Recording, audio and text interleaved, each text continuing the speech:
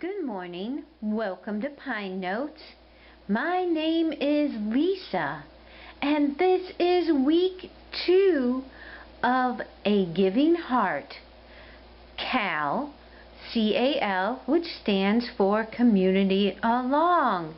We are doing our 2017 Make One, Give One series. Now you may recall that I started this series last year, and this year I am hoping to give you an idea to donate one and make one as we go during the whole year. The idea is that you will have at least one item per month that you can set aside, so when the holiday time comes, you are able to donate to the charity of your choice. So this month happens to be a Giving Heart CAL, which is for Valentine's Day. And in front of us, we are doing a copyrighted pattern by Red Heart, and it's called My First Beret. This is pattern number LW2741, and it is by Michelle Max. Now she makes many patterns here on redheart.com, and we are not making the scarf. I already have a scarf that matches this particular beret.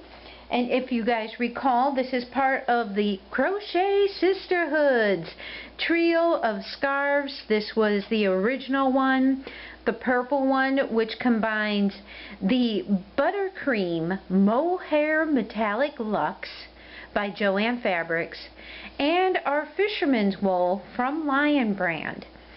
For my hat, which is in front of us here, I added in a caring cake called Bumbleberry, and you can see the beautiful colorway of breaking that down stitch by stitch.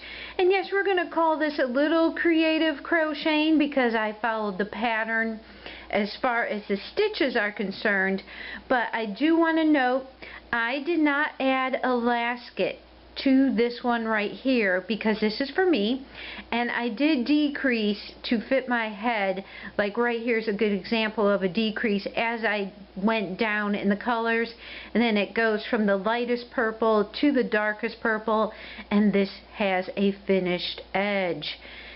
As always with a copyrighted pattern, I cannot, or should not, let's say, I should not show you how to create these because it may not be what Michelle Max had in mind. This is very much like the crochet Christmas stocking I did that was also by Red Heart, but I will do photos at the very end of me creating a wonderful beret to help you out with some of these tricky spots. This is, I would say, beginner plus pattern. I disagree with the rating this has right here. I would almost color half that square. It's a beginner plus beret pattern, and I'll tell you why. Some things besides, oops, sorry about that, I get so excited. Some things besides changing up the bottom here that I did was, there is a tricky thing here called chain 3 to double crochet over single crochet, and you're wondering, what in the world is that? And sometimes in this pattern talk, I just wish they would say, now move on to your next row. You want to crochet in a single crochet to make a new row. So basically what that sentence meant was, when you go to move up to your next row to do the increase, you're going to do a single crochet, and then in that single crochet you're going to put 3 more crochets there. And I will be sure to point that out when I'm doing the photos of me creating this. They make it seem a little bit harder than it really is. And yes, I really sewed in all my ends on this too. And you know, I just couldn't make one.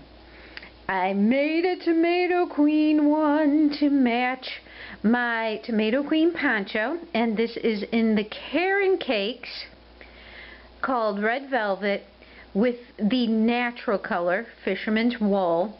And no, I didn't fold and add elastic to this one either, because I'm not quite sure if I'm keeping this one or not, or if I will do another color run, because I do have some beautiful red mohair I might want to work into it. But let me show you the difference between a finished edge and an unfinished edge. Which do you think this is?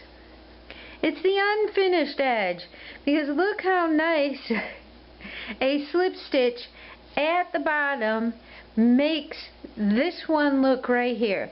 This has, again, it's not in the pattern, that's why I'm telling you, I slip stitched on the bottom of this particular one to give it a finished nice edge. And remember, do work loosely, because this is the part that goes around your forehead.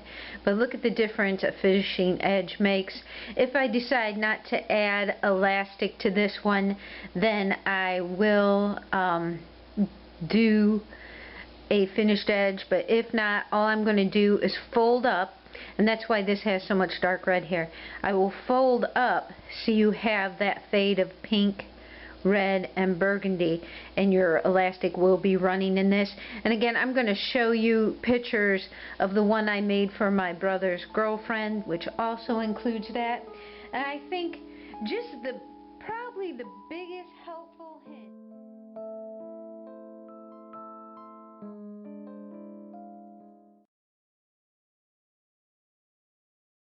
just a reminder, if your circle is looking too big, then it probably is.